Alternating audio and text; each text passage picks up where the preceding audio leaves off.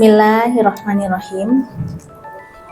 Assalamualaikum warahmatullahi wabarakatuh. Waalaikumsalam warahmatullahi wabarakatuh.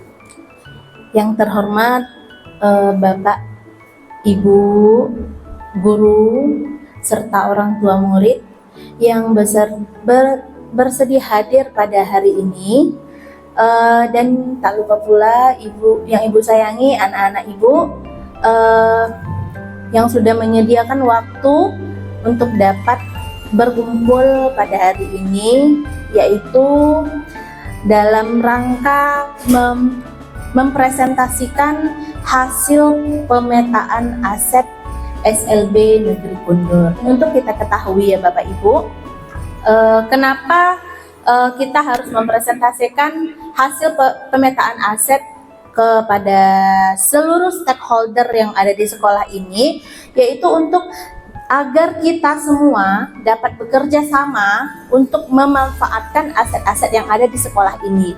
Nah, selama ini aset yang kita ketahui itu hanya berupa fisik ya Ibu ya.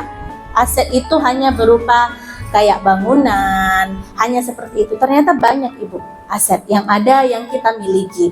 Aset yang kita ada 7 aset modal utama yang ada di sekolah kita. Yang pertama adalah modal manusia, yang kedua modal sosial, yang ketiga modal politik, yang keempat modal agama dan budaya, yang kelima modal fisik, yang keenam modal lingkungan alam, dan yang ketujuh modal finansial. Nah, ketujuh aset ini akan kita presentasikan. Saya dan rekan saya Ibu Puji akan berkolaborasi ingin mempresentasikan apa yang sudah kami dapatkan selama kami mengikuti pendidikan CGP kepada rekan-rekan dan Bapak Ibu sekalian, serta kepada siswa yang adalah peran kita ini adalah peran tokohnya ya Bapak Ibu ya, dalam menjalankan aset-aset dan memanfaatkan aset-aset yang ada di sekolah ini. Langsung saja, yang pertama adalah modal manusia. Nah, kalau yang dinamakan modal manusia itu otomatis pasti ada guru, ada kepala sekolah, ada siswa, ada orang tua, ada komite, ada juga siswa terutama sekali. Nah, di SLB Negeri Kundur ini, kepala sekolahnya sudah lulusan S2, Ibu Rosmiati. Yang kedua, guru pendidikan khususnya sudah S1. Jadi guru-guru kelas yang ada di sini itu sudah S1 tamatan PLB sesuai dengan jenjang, sesuai dengan latar belakang pendidikannya. Terus guru mata pelajaran sesuai dengan mapel yang diampun, seperti Ibu Pujianti yang mengajar mata pelajaran agama, sekarang dia juga pun mengajarkan pendidikan agama. Dan Ibu Zaiti Irada mengajarkan mata pelajaran bahasa Inggris, mengajar juga di mata pelajaran bahasa Inggris di kelas tinggi 4, 5, 6, 7, 8 sampai kelas 12. Nah, terus tenaga tata usaha yang berkompeten di bidang IT seperti Pak Piko, itu Ibu Ilna, Ibu Firly. Ya, Ibu Ilna sendiri itu memang basicnya itu memang IT, AIP, administrasi pendidikan gitu. Terus murid, ada siswa ya yang latar belakangnya berbeda-beda dan berkebutuhan khusus, minatnya dan bakatnya semuanya berbeda-beda. Ada yang autis, ada yang tunarungu, ada yang tunagrahita, ada yang apalagi itu ADHD, tunadaksa. Nah, terus orang tua murid dengan berbagai latar belakang profesi, suku, dan pendidikan.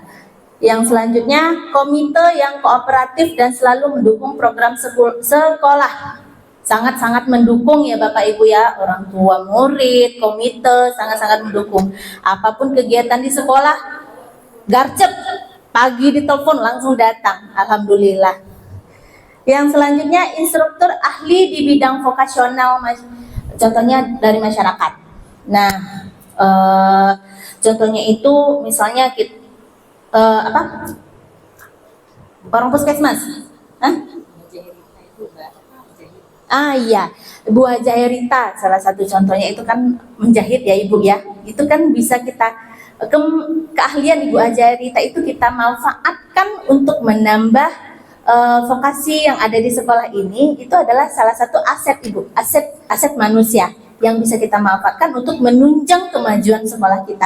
Nah, bagaimana strategi pemanfaatan dari modal manusia tersebut, yaitu kepala sekolah itu berperan sebagai manajer sekolah. Jadi kepala sekolah segala sesuatu yang keputusannya pasti ada di kepala sekolah. Selanjutnya guru diberikan kesempatan untuk mengembangkan diri, mengikuti diklat, workshop, pelatihan-pelatihan seperti kayak KKG, MKKS, itu guru-guru pasti akan dilatih terus untuk mengembangkan potensi gurunya. Karena kan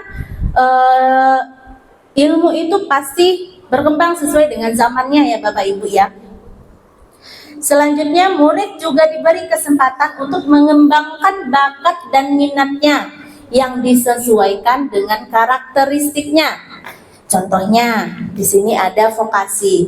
Vokasi itu ada vokasi membatik, ada tata boga sama tata rias. Nah, yang membatik sendiri itu kalau untuk vokasi dipegang oleh Ibu Norma, saya tata rias dan Ibu Mala tata boga. Nah, jadi itu kita kembangkan sesuai dengan minat dan bakat anaknya, Bapak Ibu.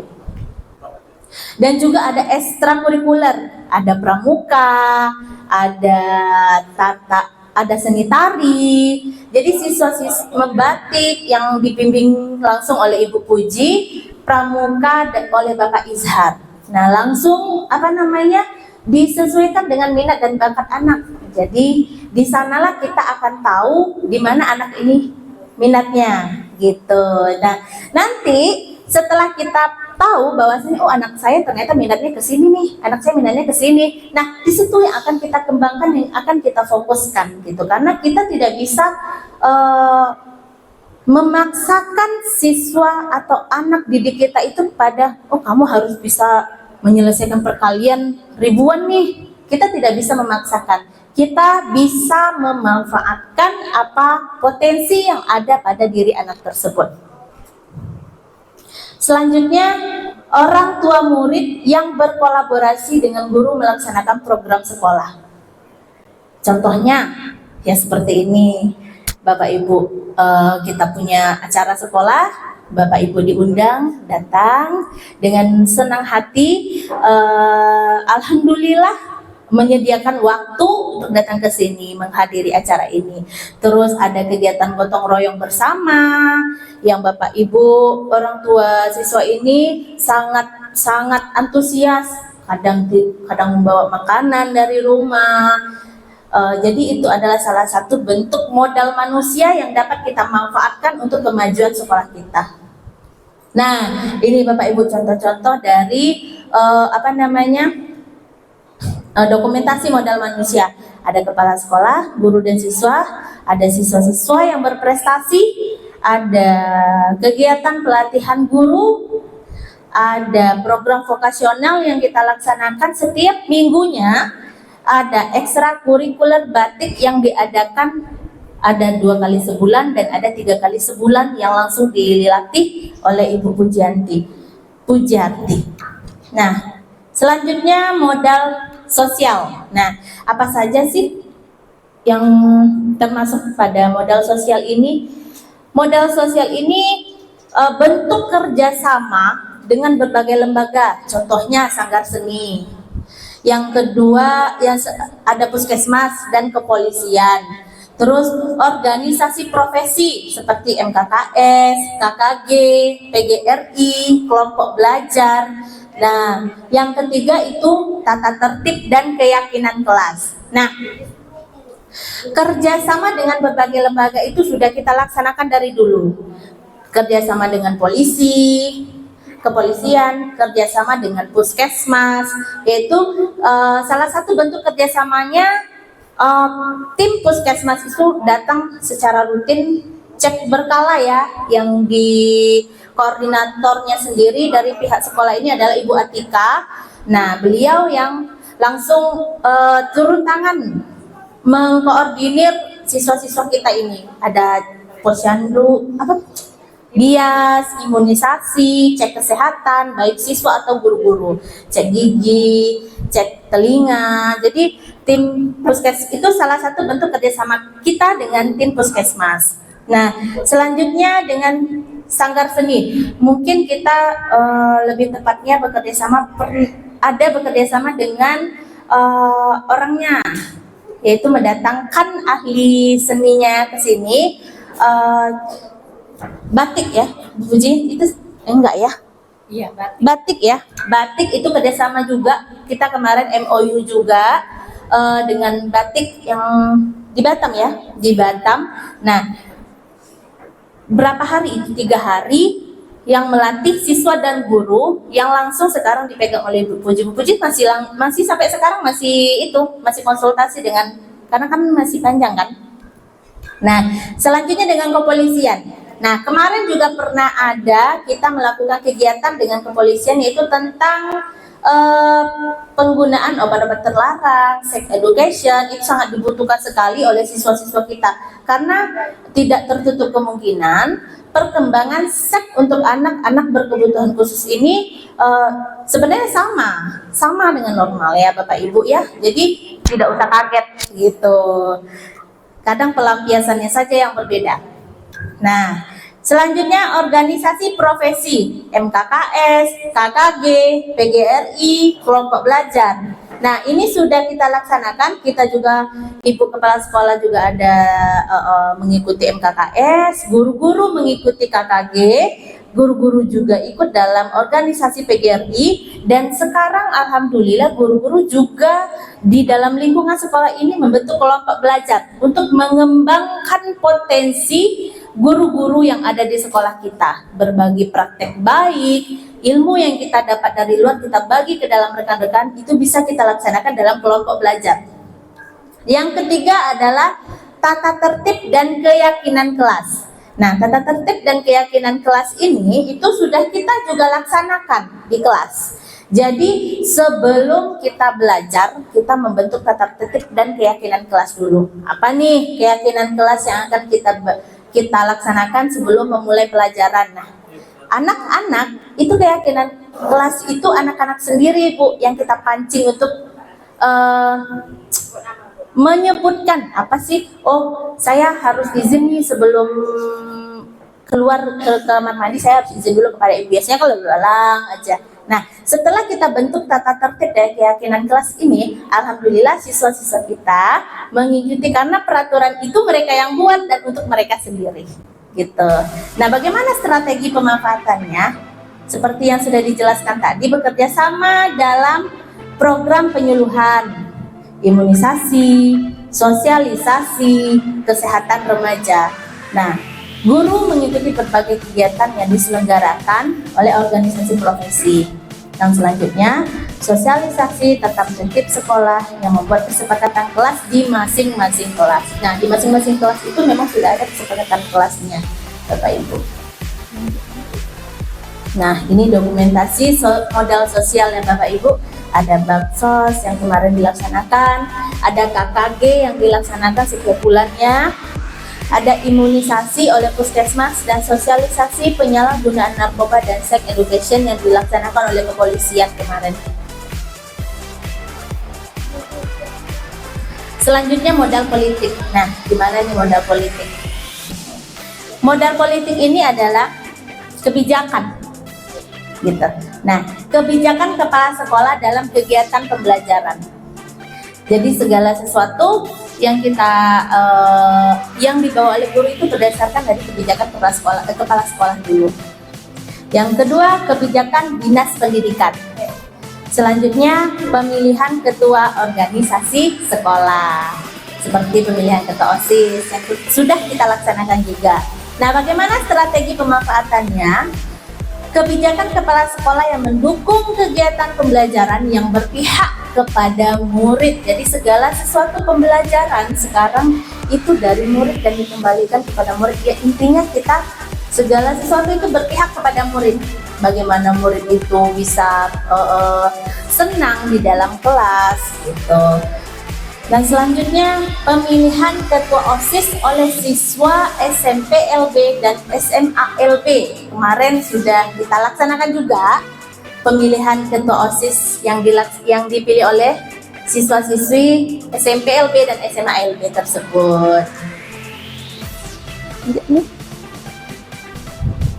Nah, ini Bapak Ibu, ini contoh dokumentasi yang kemarin kita laksanakan ya.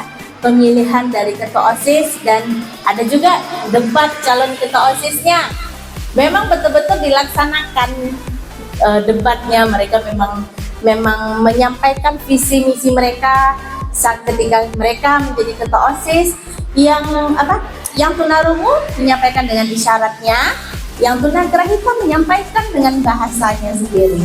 Nah, tentunya kegiatan ini pasti dibimbing dan difasilitasi oleh pihak sekolah dan guru-guru yang ada di sekolah.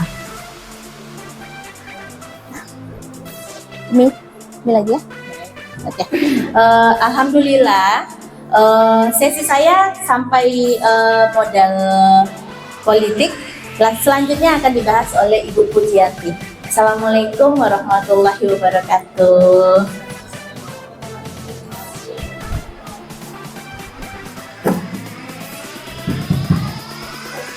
Oh iya. Assalamualaikum warahmatullahi wabarakatuh.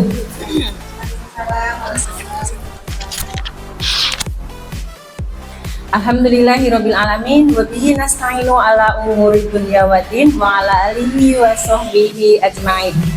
Pertama-tama marilah kita panjatkan puji syukur kita kehadirat Allah Subhanahu wa taala yang telah melimpahkan karunia-Nya sehingga pada pagi hari ini kita dapat berkumpul di ruang kelas SLB Negeri Kundur dalam keadaan sehat walafiat. Shalawat dan salam selalu tercurahkan kepada junjungan kita Nabi besar Muhammad Sallallahu Alaihi Wasallam dengan sama-sama mengucapkan Allahumma sholli ala Sayyidina Muhammad wa ala ali Sayyidina Muhammad. Mudah-mudahan di yaumil akhir kelak kita mendapat syafaat dari beliau. Amin ya robbal alamin.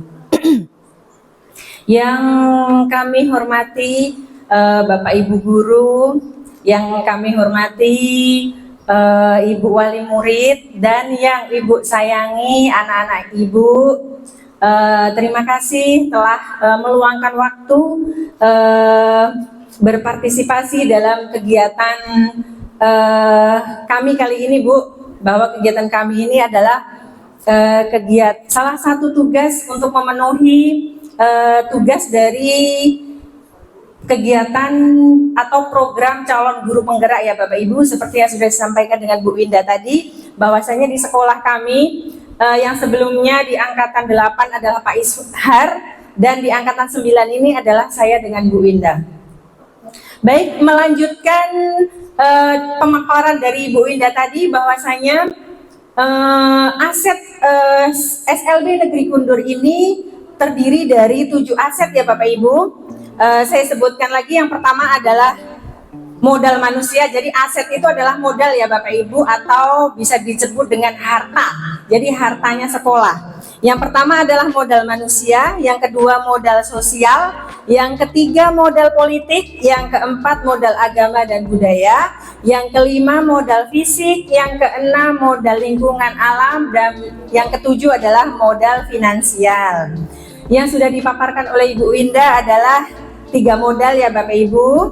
Baik, saya akan melanjutkan di modal agama dan modal fisik ya. Oh ya, di modal fisik.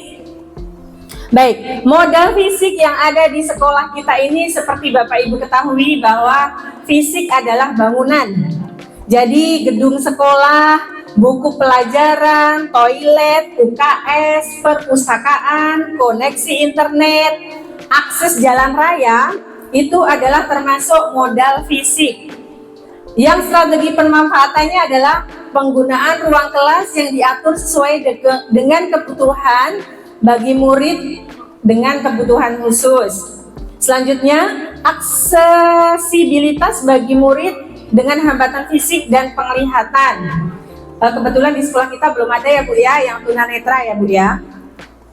Terus perpustakaan yang dilengkapi dengan berbagai buku pelajaran dan buku bacaan. Alhamdulillah sekolah kita sudah mempunyai perpustakaan yang dilengkapi dengan ruang ber-AC Bu. Jadi kalau anak-anak ada suatu pembelajaran yang menggunakan perpustakaan, di dalam perpustakaan insya Allah sudah nyaman.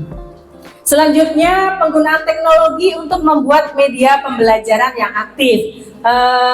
Sebagaimana kita ketahui Bapak dan Ibu, bahwasanya di era sekarang ini adalah era digital, yaitu segala sesuatu berhubungan dengan teknologi. Contohnya anak-anak kita sudah pandai bermain HP ya Bapak Ibu ya. Nah itulah ciri dari era digitalisasi. Contoh dokumentasi modal fisik nih Bapak Ibu, sekolah, ruang kelas, ruang perpustakaan. Selanjutnya Bu. Baik, selanjutnya adalah modal agama dan budaya. Modal agama dan budaya di sini yang dijelaskan adalah ekstra kurikuler seni tari dan batik. Bahwasanya seni tari dan batik itu merupakan budaya. Jadi dengan kita mengadakan ekstra kurikuler membatik adalah memelihara warisan budaya. Ya Bapak Ibu, bahwa batik merupakan warisan budaya yang harus dipelihara. Sebagaimana juga seni tari, bahwa seni tari merupakan budaya juga. Ya ingin saya tambahkan di sini, kalau modal agama itu Bapak Ibu seperti peringatan Hari Besar Agama ya Bapak Ibu. Strategi pemanfaatannya adalah kegiatan sholat berjamaah dan kegiatan agamaan lainnya. Ya, alhamdulillah anak-anak kita yang SMP dan SMA Bapak Ibu sholat duhur sudah berjamaah di sekolah. Kalau untuk yang SMP mungkin jam 12 sudah dijemput orang tuanya, jadi yang belum ini melaksanakan sholat berjamaah di sekolah. Kemudian kegiatan agamaan lainnya seperti peringatan Isra Mi'raj, terus kegiatan imtak yang dilaksanakan setiap hari Jumat Bapak Ibu.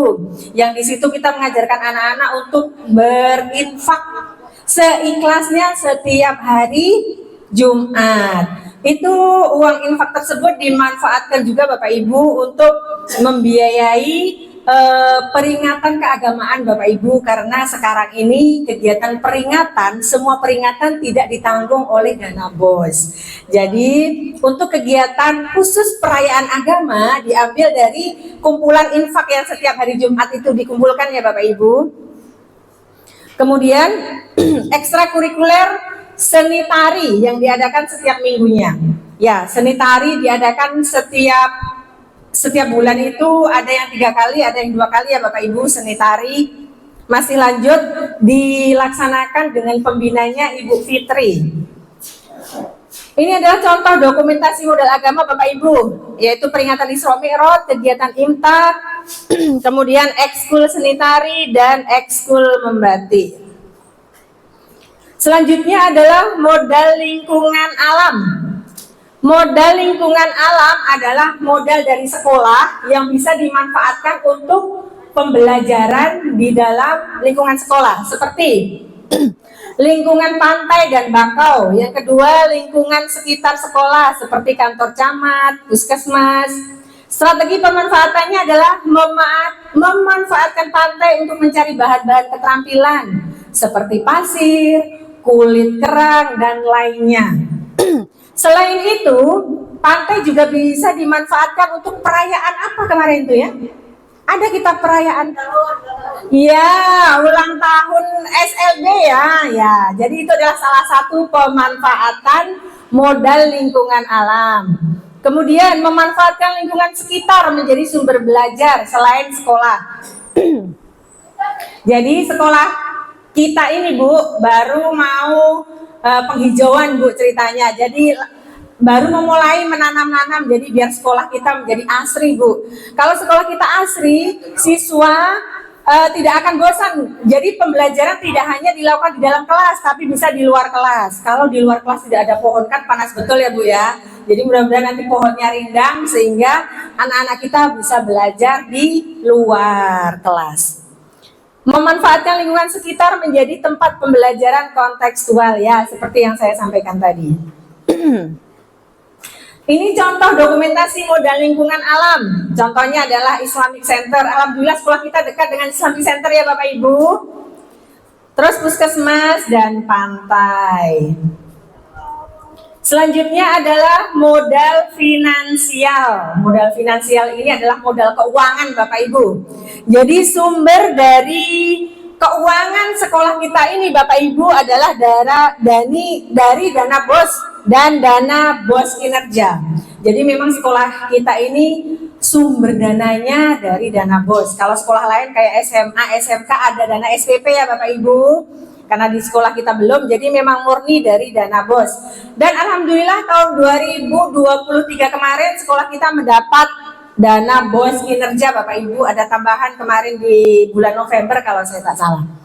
Jadi strategi pemanfaatannya adalah penyusunan RKAS berdasarkan pemetaan kebutuhan yang telah dilakukan bersama warga sekolah. Jadi Bapak Ibu, sebelum sekolah menyusun RKAS, rencana kegiatan anggaran sekolah, pastinya kepala sekolah akan mengundang komite dan perwakilan wali murid.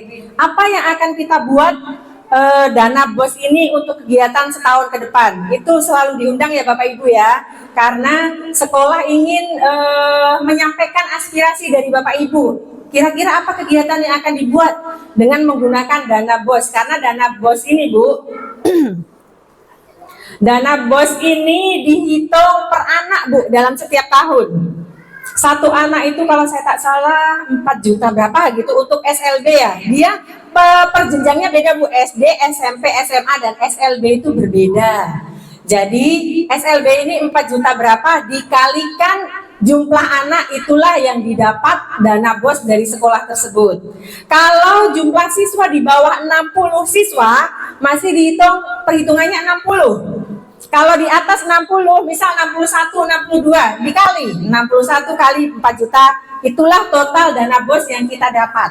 Jadi semakin banyak siswa, semakin banyak dana BOS-nya. Kebetulan siswa kita sekarang ini masih 59 Bu. Jadi perhitungannya 60. Jadi sekolah kita kalau saya tidak salah 258 juta dalam 1 tahun Bapak Ibu. 258 juta itu untuk membiayai seluruh kegiatan selama 1 tahun. Semuanya ya Bapak Ibu, listrik, air, semuanya pokoknya. Seperti itu Bapak Ibu. Kemudian dokumentasi pendanaan BOS kinerja dalam pelaksanaan kegiatan P5. Ya, kemarin kita ada kegiatan P5 ya Bapak Ibu yang dilaksanakan di bulan Desember ya Bu Winda ya. Nah, itu salah satu adalah ini Bu, dari BOS kinerja. Karena kemarin ada tambahan dari BOS kinerja sekitar berapa juta ya Pak Sat? Kita dapat? Nah, 30 juta Bu. Jadi dana BOS 258, dapat tambahan dana BOS kinerja sekitar 30-an juta. Jadi kemarin digunakan untuk mengadakan acara-acara kemarin itu Bu, karena dana itu harus habis. Kalau tidak habis kita akan kerepotan Bapak Ibu. Baik, ini dokumentasi modal finansial ya Bapak Ibu. Itu kegiatan panen karya P5 kemarin dan bazar panen karya P5 kemarin. Mudah-mudahan di tahun ini kita dapat lagi Bu dana BOS kinerja. Jadi nanti di akhir tahun bisa melaksanakan kegiatan yang lumayan besar, yang bisa mengundang pihak dari luar Bapak Ibu. Baik, demikian Bapak Ibu 7 aset atau modal utama dari sekolah kita, dari sekolah SLB Negeri Kundur. Kami berharap kolaborasi antara pihak sekolah dengan pihak wali murid, pokoknya seluruh stakeholder yang ada di dalam SLB Negeri Kundur ini untuk bersama-sama memajukan pendidikan di SLB Negeri Kundur. Mudah-mudahan anak-anak kita di masa depan menjadi anak yang sesuai dengan harapan kita Bapak Ibu. Kita sama-sama berdoa Bapak Ibu. Di balik kelemahan yang anak kita punya, insya Allah mempunyai kelebihan. Allah tidak akan menciptakan sesuatu yang tidak ada manfaatnya. Jadi mari kita sama-sama semangat ya Bapak Ibu untuk mendidik anak kita, mengarahkan anak kita untuk masa depan yang lebih baik. Sekian dari kami. Mohon maaf Bapak Ibu jika ada salah dan kurang dalam penyampaian kami. Dan mohon maaf ya Mbak Winda jika ada salah kata, salah ucap Bapak Ibu. Kami ucapkan terima kasih. Kami tutup. Wabillahi taufiq wal hidayah. Wassalamualaikum warahmatullahi wabarakatuh.